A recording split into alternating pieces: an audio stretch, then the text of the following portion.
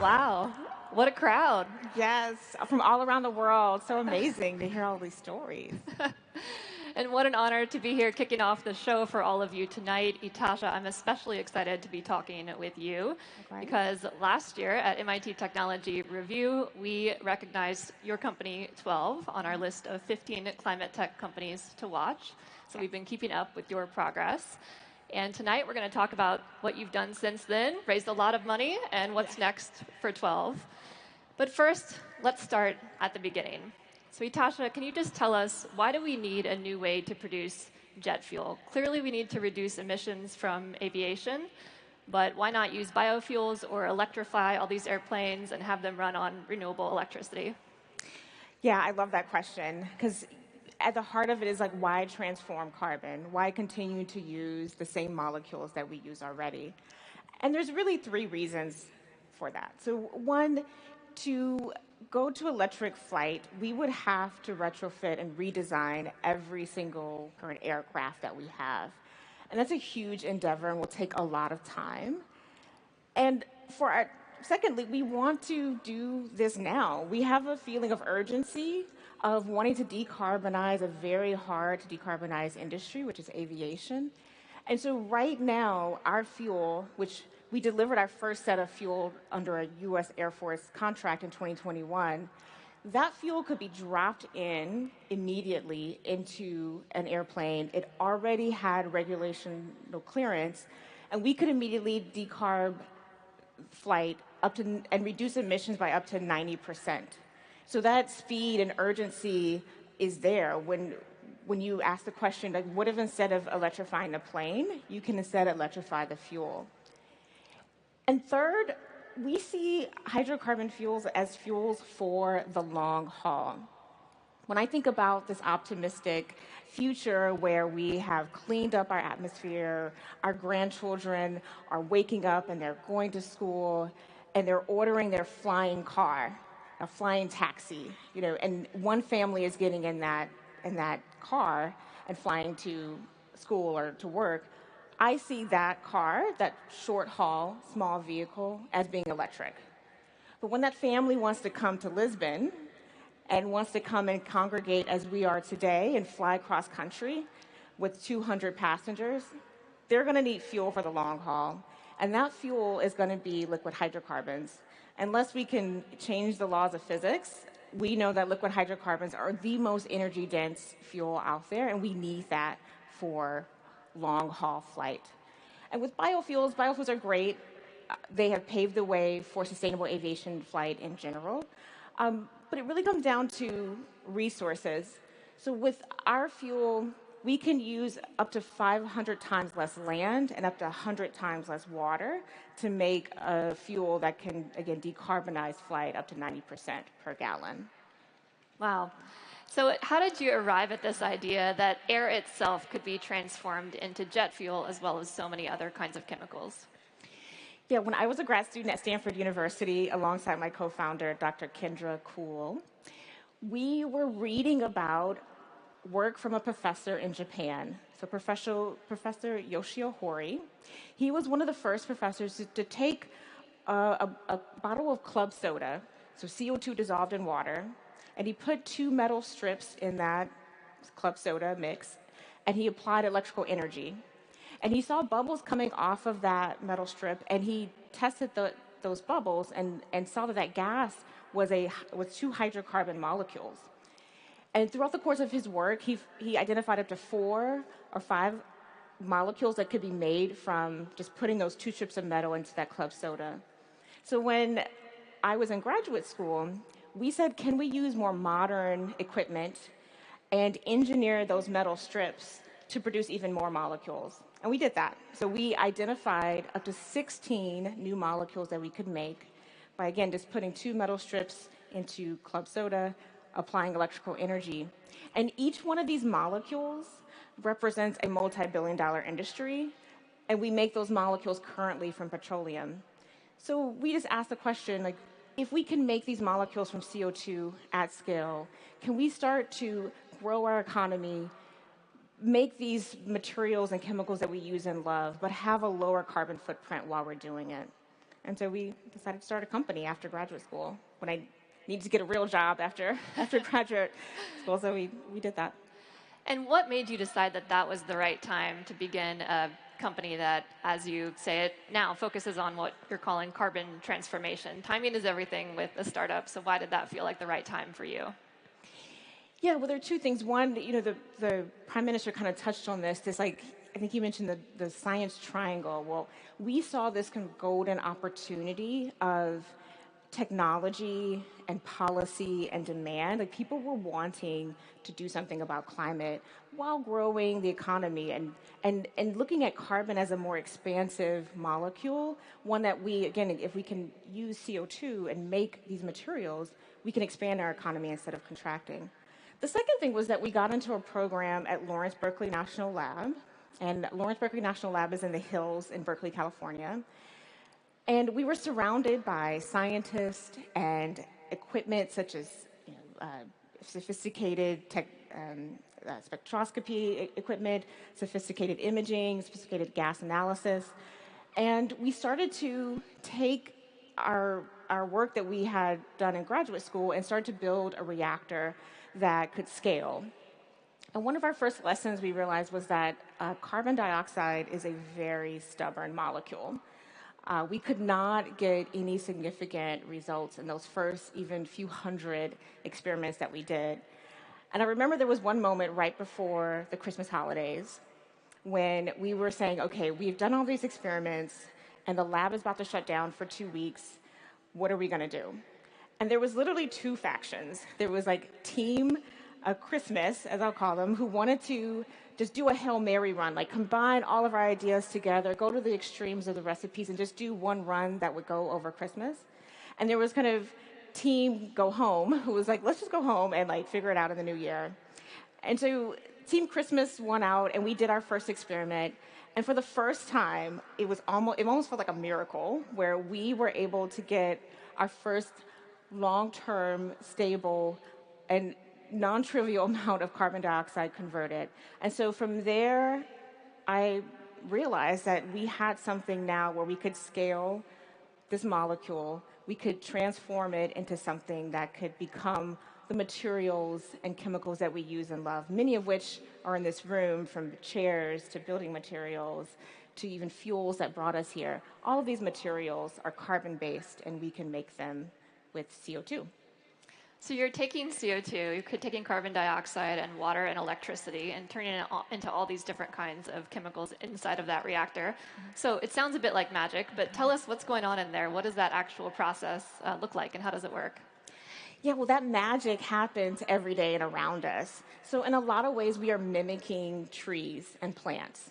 So trees take carbon dioxide from the air. They take water from the air as well as from the ground.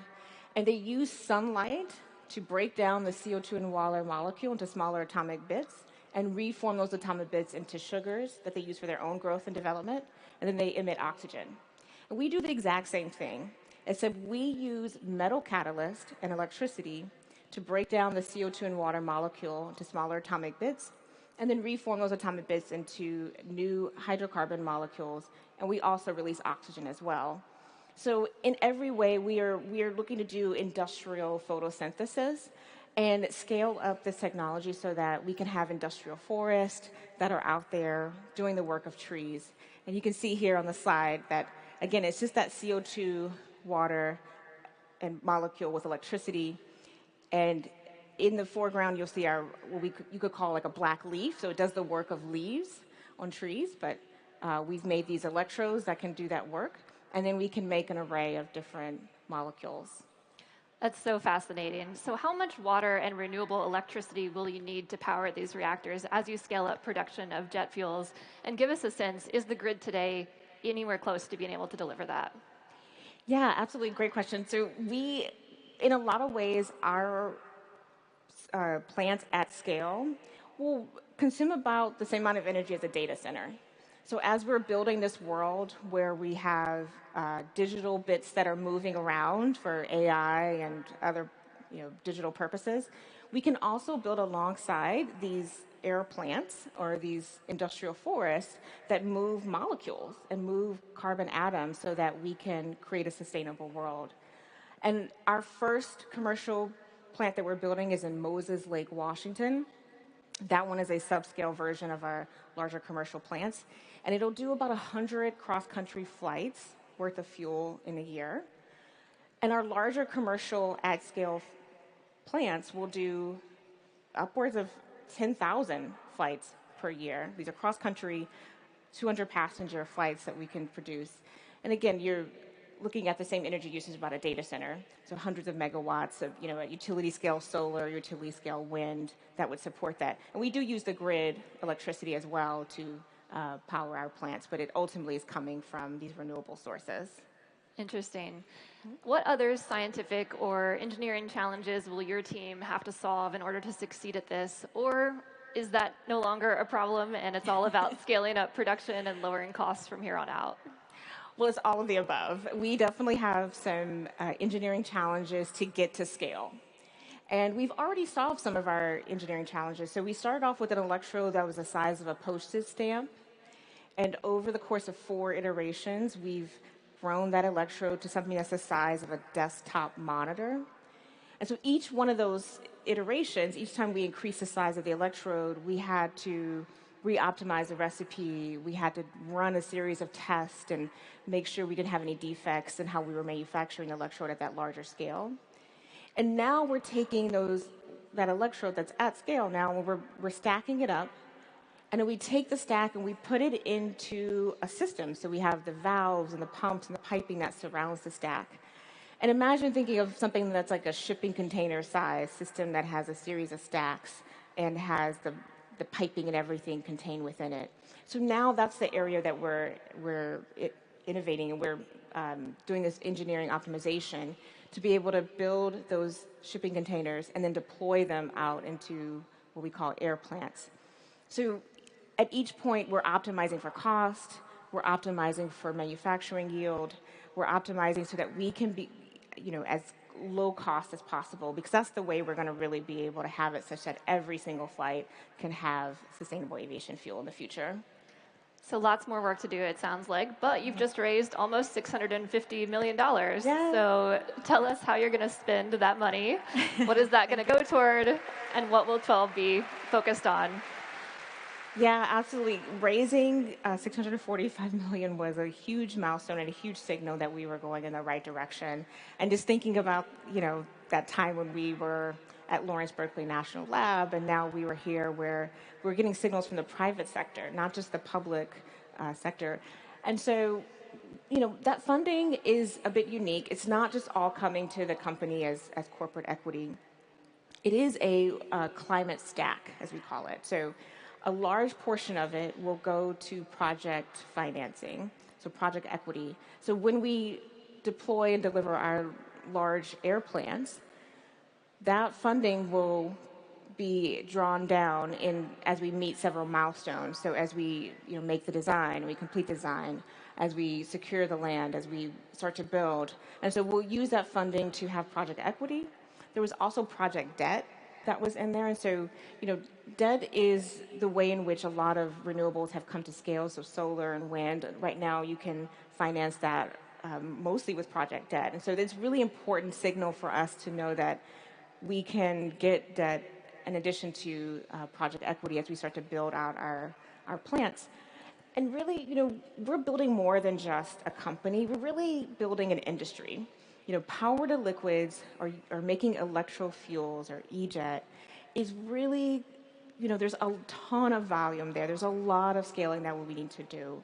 And so we need to think about just beyond our first plant, even beyond our second plant, and really think about our first 10 plants.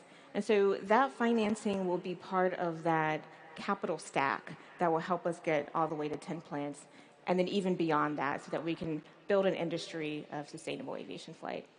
And so far, we've talked mostly about jet fuel, but you've also been in discussions with potential partners about collaborations for all kinds of consumer products.